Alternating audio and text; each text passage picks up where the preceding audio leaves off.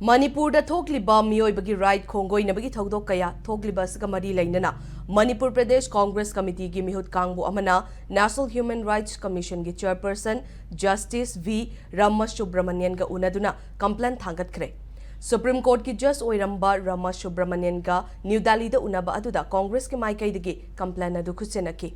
Complaint aduda hostess oina naga micham taruk amadi kuki micham taraga mari fazinariba national highway singda chathariba economic blockade amadi economic blockade amaram oiraga LPG amadi essential items sing yauna medicine fangdabagi wafam kaya palli